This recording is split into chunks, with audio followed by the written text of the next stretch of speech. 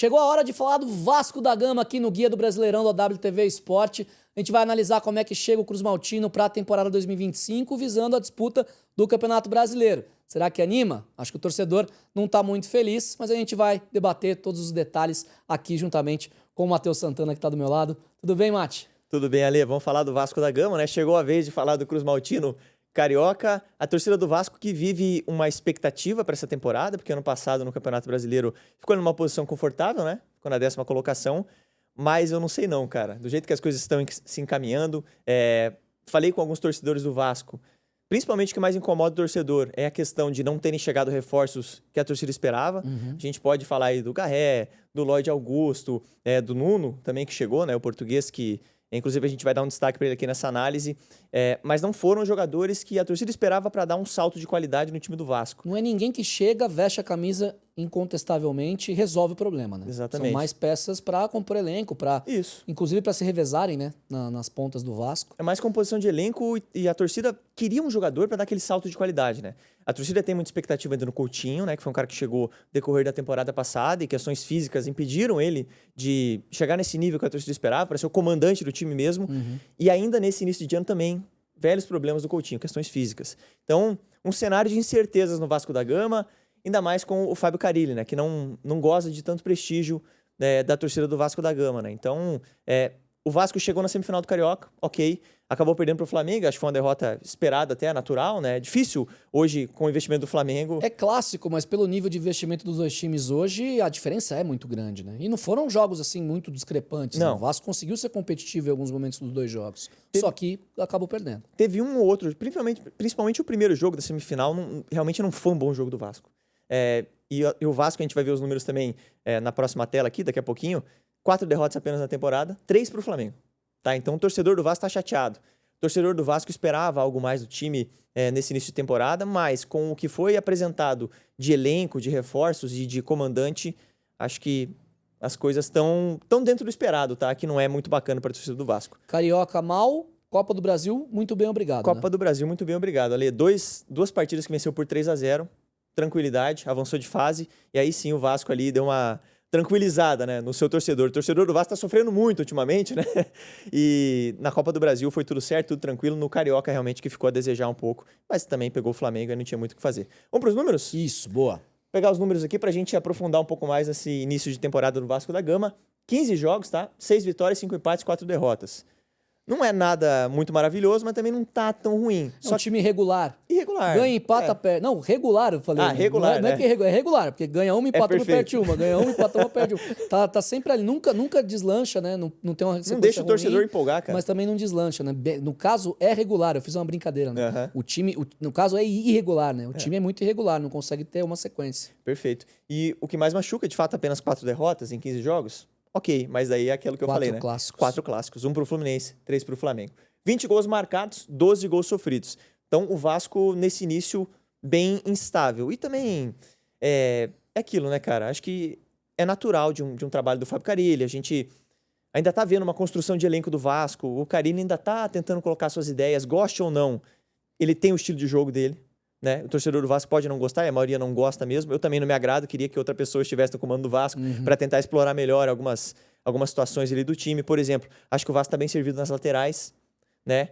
Então, são questões que vão se desenvolvendo ao longo da temporada. E tem que ver se o Vasco vai conseguir dar um salto de qualidade. Tem todo o imbróglio lá com a 777, que o Vasco está vivendo também todo esse cenário, esses bastidores do clube estão bem complicados, né? Então, esse início de temporada está dentro do esperado, na minha visão, tá? Essa instabilidade do Vasco. Tá certo. E aí, vamos pro destaque agora. Não tem outro, né? Vou ter que tapar o olho aqui, né, Matheus Santana? Eu vou tapar aqui também para chamar ele, o Piratão, Verratti, porque não tem como, né, Lê? Desde que ele vestiu a camisa do Vasco, cara, ele é o cara que comanda o time e tem números sensacionais. Então, o Verratti, mais uma temporada, vai entrar como principal jogador da equipe. E ele é o destaque. Não tinha como destacar outro jogador. Números dele neste ano, tá? No ano de 2025, para mostrar que ele ainda mantém um altíssimo nível. Né? E a gente até brinca, né, Lê? Você está com a camisa da Prometrics? Isso. A Prometrics, que é um centro de inteligência do futebol, eles analisam o mercado, analisam tudo que é tipo de dado que a gente traz aqui, é graças à Prometrics. Verdade. Tem muito clube que pede para a Prometrics o filtro Verrete. Cara, é impressionante. É impressionante. Porque é o centroavante queridinho de todo mundo, né? É o centroavante perfeito, todo mundo gosta do Verrete. Aquele camisa 9 de sustentação é o Verrete. A gente traz essa brincadeira aqui para vocês, porque é o filtro que a Prometrics, que é o Centro de Inteligência do Futebol, usa, porque os clubes buscam um jogador como o Verrete.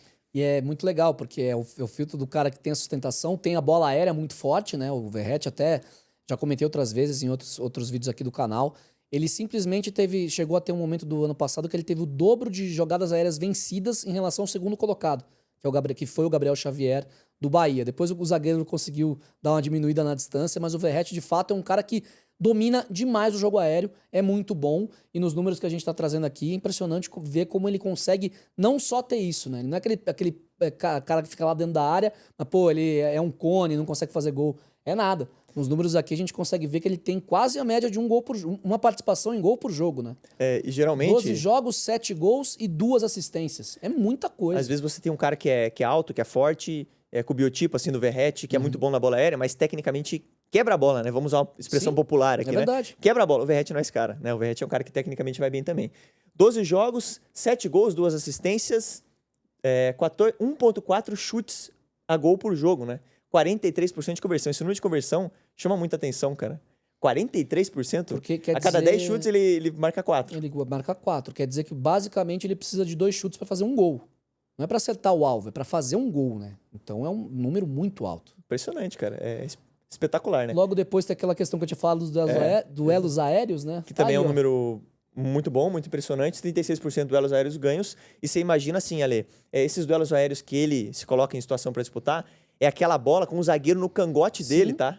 Geralmente é aquela bola quebrada, sem direção, e ele vai e ganha. 36% é muita coisa, cara, nesse cenário. E para um centroavante é um número espetacularmente alto, porque para o zagueiro, por exemplo, ele está de frente no tiro de meta. Exatamente. Na bola parada que vem principalmente do lado, não muito do escanteio, mas do lado, ele pega muita bola de frente. O zagueiro ataca essa bola, né? Exato. É um centroavante que está muitas vezes com o zagueiro nas costas dele, está numa posição ruim e que ganha 36% dos duelos aéreos. É muito alto o número. E para finalizar, bolas recuperadas, né? Para mostrar que ele também é um cara que se entrega pela equipe, né? Um cara que marca, cumpre sua função tática ali e é um cara chato também, sem bola. 1.5 bolas recuperadas por jogo. Então é um cara significativo ali, tem um bom número de recuperação de bolas também. Agora, já falando do destaque, a gente vai trazer um jogador para o torcedor do Vasco ficar de olho. E eu acho que você escolheu o nome perfeito. Se eu tivesse feito a análise do Vasco, eu teria escolhido esse mesmo nome, Mati. Quem é o seu fique de olho? O nosso fique de olho é um cara que tá caindo nas graças do torcedor, o Ryan. É um menino que está surgindo muito bem. Eu até fiquei em dúvida, né, se eu trazia de fato ele aqui no Fique de Olho, porque ele tá com muitas sondagens e é natural, né, cara? É difícil você segurar um talento hoje no futebol brasileiro. Poucas equipes conseguem segurar. Né? E o Ryan é um menino muito novo, tem apenas 18 anos. Ele já teve jogos importantes na temporada passada, tá num processo de maturidade, mas ele mostra muita qualidade com a bola no pé, cara. Ele tem velocidade, ele tem iniciativa, ele é um menino arisco, ele tem muita personalidade, tem um bom drible. Então ele tem muita... A curva dele na carreira é de ascendência total, assim, sabe? Ele tem muita qualidade. Traga pra gente, então, os números do Ryan pelo Vasco nesse ano. Então, os números dele, eu trouxe números só desse ano, tá? Que não é muita coisa, porque ele estava servindo a seleção brasileira sub-20. É verdade. Então ele perdeu um tempo da temporada. Mas é um cara muito importante pro Vasco. 5 jogos, 2 gols, 12 finalizações, 7 no gol. Também mostra um bom número de finalizações no gol, né? Ele tem uma boa pontaria. 80% de drible certo. Isso é absurdo. É sensacional, né? 41% de disputas de bolas vencidas, também é muita coisa, né? Duelos ali, ele vence 41%, né? Pro atacante.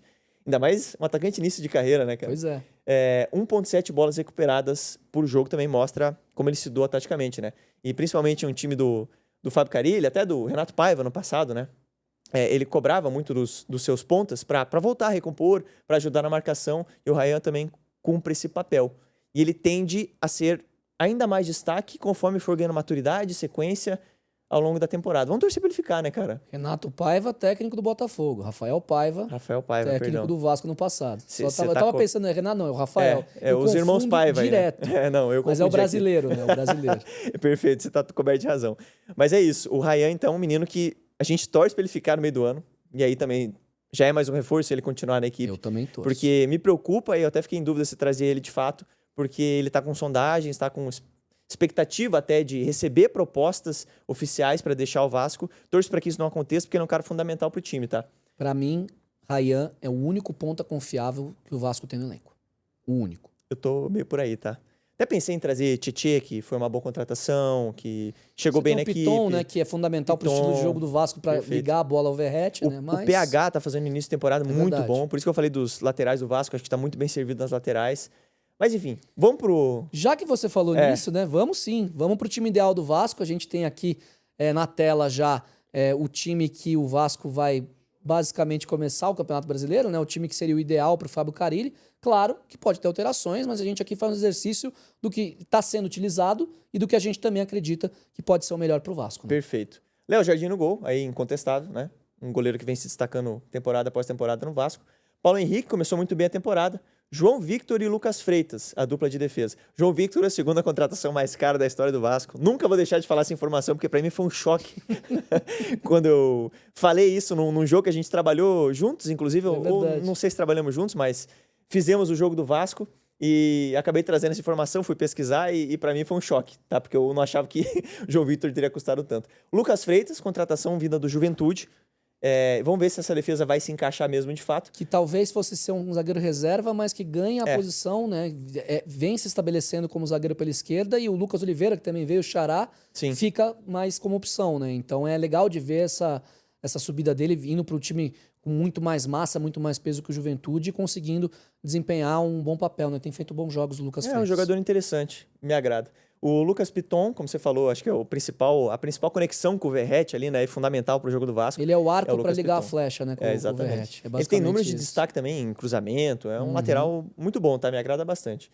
Meio campo do Vasco com o Hugo Moura, que chegou com certas dúvidas, questionamentos e tal, e vai se firmando no time. Desde o ano passado ele é o 5 do Vasco, incontestável. Tietê, que para mim foi uma adição bem interessante na equipe. Gosto bastante de Tietê, o estilo de jogo dele, acho que pode agregar bastante. Coutinho, aí no meu time ideal não tem como não ter o Coutinho, né? Porque é o cara que, se estiver bem fisicamente, vai comandar esse time do Vasco. Só que tem a questão física, né? É por isso que eu coloquei no banco aqui Payet, Paulinho. O Paulinho vem entrando bastante no time, nessa rotação de volantes ali do Vasco. Ele é muito bom, Paulinho. Matheus Cocão, Matheus Carvalho também vem entrando nessa rotação. Então o Vasco tem um meio campo ali bem servido, no sentido de peças para rodar o elenco. Você pode questionar a qualidade, mas daí peças para rotacionar esse elenco o Vasco tem suficientes. Nas pontas, Nuno Moreira, na ponta esquerda, é um português que veio do Casa Pia, também um jogador interessante. Que é o melhor dos 3 pontas que vieram, né? É o melhor dos 3. O Lloyd Augusto é muito mais o personagem do que o jogador. É um e você vai ter que falar do Garré também. Não, tem habilidade, já vou chegar lá. Eu deixei por último de propósito. O Lloyd Augusto é interessante, ele um golano interessante, né? Só que ele é muito rabisqueiro, mas é pouco incisivo, né? Um jogador de elenco. Não eleva o patamar do Vasco. É mais o personagem do que o cara mesmo, o jogador de bola. E o Garré, a gente ia trazer um Visão para Jogo. Quem já conhece o nosso trabalho aqui da WTV Sport, tá chegando agora. Quem tá chegando agora não sabe, mas a gente tem aqui uma playlist aqui no canal chamada Visão para Jogo, que são os quadros que a gente utiliza na análise da Prometrics para trazer como os jogadores jogam, contratações, análise de jogos, etc. E o Garré, a gente ia fazer um vídeo dele. Só que não tinha material. E para não fazer um vídeo totalmente detonando o jogador, a gente desistiu. É um meia, de fato, que ele espera o contato, o cara vem marcar ele toca a bola de lado, ou arrisca um cruzamento. Mas ele não é um cara incisivo para bater no gol, ele não é um cara que tem um contra um tão forte. Então é uma contratação que o Vasco fez, que eu realmente, depois de pesquisar, né, a gente estudar, analisar o jogador, eu confesso que eu não entendi. O Nuno Moreira é o melhor dos 3. O Nuno Moreira é o melhor dos 3. E os 3 são piores que o Raia. Verdade. Pra mim é isso. O Nuno Moreira até fez gol no Clássico, né, contra o Flamengo. Sim. Acabou não adiantando muita coisa, mas ele tá na ponta esquerda, no meu time titular, Rayan na ponta direita, ou de repente você pode inverter os dois, tanto faz. Mas para mim são os 2 melhores pontas do Vasco. Né? E o Verratti na frente, não tem como ser diferente, né? O Fábio Carille, comandante. Esse para mim é o time ideal do Vasco. Acho que brecha ainda, cara. O Vasco precisa de melhores pontas. Só que, como você falou... Mais opções, né? Trouxe o Lloyd, trouxe o Nuno. Vai trazer mais um? Não sei, cara, se o Vasco vai trazer. Poder de fogo pela fica questão muito financeira. limitado, né? Porque tem o Verratti, que é o Verratti, tem o Rayan, uma ascendente muito boa, mas o poder de fogo tá limitado. O Coutinho, o Payet, não dá para saber até quando contar com eles, se eles aguentam o ritmo, questão física dos dois. Que você falou, tem várias opções de meio campo, mas quem que é o cara que, nossa, esse meio campista, talvez seja o Tietê no elenco do Vasco, mas é de fato um elenco que perto dos outros, né, do futebol brasileiro, carece bastante de qualidade mesmo. Né? Isso que eu ia falar. As pontas, eu vejo o Rayan como expoente, como você trouxe. Tem um excelente Verratti. Precisava, na minha visão, de mais um nome para ser o cara desse meio campo do Vasco. Eu vejo até mais como um volante, porque eu apostaria ainda no Coutinho. Ainda tendo o Payet ali como um backup ali, seria interessante. E, de repente, um zagueiro de mais confiança. Eu não confio tanto no João Vitor. Apesar de ser uma contratação muito cara. Eu confio mais no Lucas Freitas do que no João Vitor. Exatamente. eu não consigo confiar muito nele, pelo que eu já vi de futebol dele, pelo que eu imagino que ele vai fazer daqui para frente na carreira, sabe? Não sei se ele vai melhorar muito no que ele tá. Então, para mim, é uma questão ali, principalmente, o Vasco ter um defensor ali para ser o xerife da defesa, um cara... esse termo banalizou um pouco, né? O xerife, né? Mas, de fato, para ter um jogador ali para dar uma segurança no time, eu acho que o Vasco ainda não tem esse defensor e precisaria de um volante mais experiente para comandar esse meio campo da equipe e um ponto. Para mim, 3 carências grandes aí do elenco do Vasco, apesar de ter jogadores para rotacionar no meio ali. Dito isso, a gente vai também para análise, né? A gente colocou aqui os 20 clubes... times que estão brigando pelo título, favoritos, times que vão brigar pela Libertadores, Zona do Agrião e briga por rebaixamento. O Vasco vai? O Vasco vai lutar contra o rebaixamento. Não tem como ser uma previsão diferente. O torcedor do Vasco eu tenho certeza que entende. Eu falei com alguns torcedores vascaínos, como eu te trouxe aqui no início do vídeo, né?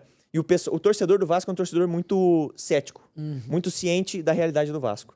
Tanto questão financeira, de bastidores, tá numa bagunça danada, cara, desde que... dos embrólios com a 777, até essa questão da montagem do elenco, jogadores que chegaram não foram jogadores que a torcida gostaria, que a gente esperava para dar esse salto de qualidade, porque o Vasco, ano passado, fez um campeonato, dá pra gente dizer que foi tranquilo até. Sim. Porque o Vasco ficou muito tempo ali no meio da tabela e tal, e acabou na 10ª colocação. O que o torcedor imaginava é contratações para elevar o nível do time, para de repente brigar um pouco mais acima, ou para se consolidar ali na zona do Agrião, como a gente trouxe, né? Sim. Aquela zona mais tranquila, para não fazer o torcedor sofrer. Só que esses jogadores não vieram. E o treinador é o Fábio Carille. Não é um cara que me agrada. Eu não sei, sabe, se ele é o cara ideal para os jogadores que o Vasco tem, para extrair o máximo desses jogadores também. E aí, a nível de comparação, entre os 4 times do Rio, o Botafogo tá numa remontagem gigantesca, mas investindo muito alto. Dá para considerar o Vasco o 4º? Sim. Dos 4 paulistas, sem contar o Bragantino, dá para considerar o Vasco pior que os 4? Também é abaixo. Da dupla Grenal, tá abaixo. Também é abaixo. Da dupla, já tem 10. Da dupla de Minas, também é abaixo. Também abaixo, já são 12. Aí você coloca na conta Fortaleza e Bahia que estão fazendo bons anos, o Bragantino, que querendo ou não, tem sempre... tá mal no ano e o vídeo do Bragantino também mostra isso. Mas tem feito também investimentos, agora trouxe o Pita, tem um time interessante. Já são 15. Então. Fora a Vitória, né? Se estruturou bem, reforçou legal. E aí quem subiu também, né? Mirassol, aí tudo bem. A própria Juventude mesmo, né? Que então, dentro de casa você fala, cara, o Juventude esse ano vai cair. De repente o Juventude dentro de casa consegue fazer os seus resultados. Mas é complicado, né? Porque o Vasco tá numa situação de que tá mais perto dos times que estão lá embaixo do que dos que estão lá em cima. Então não tem como fazer uma previsão diferente dessa. Né? A nossa projeção realista é luta contra o rebaixamento. Mas o Vasco pode sim encaixar o time e aí ter melhores resultados e subir um pouco de patamar ali. Ir para uma zona do Agrião e tal. Acho que Libertadores é muito difícil, cara, para a realidade. A gente vê pelo contexto do campeonato, as equipes que a gente trouxe são muito mais próximas, né, com muito mais condição de brigar pela Libertadores, mas o Vasco vai ter que lutar com as armas que pode. Tem que encaixar esse time para passar um ano tranquilo. Se a gente falar que vai terminar em 10º, que nem foi ano passado, acho que o torcedor do Vasco assina agora. Assina. Eu não tenho nenhuma dúvida. Assina.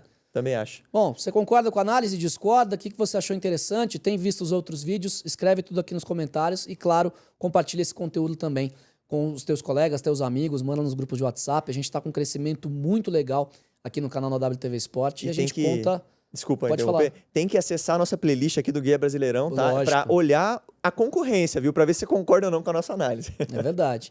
A gente tem feito esse trabalho muito sério, esse trabalho aqui dedicado com análises da Prometrics, com ferramentas que muitos clubes de futebol, inclusive, não têm, para trazer esse conteúdo diferenciado para vocês. Se você gosta do conteúdo, por favor, curta, considere também se inscrever no canal e, claro, compartilhar com os seus amigos. É isso que a gente aguarda. Esse é o Guia do Brasileirão. 20 clubes no canal, análise dos 20. Brasileirão começa no final de semana e a gente traz todo esse conteúdo, trouxe todo esse conteúdo também aqui no canal. Esperamos a audiência de vocês. Até o próximo. Valeu!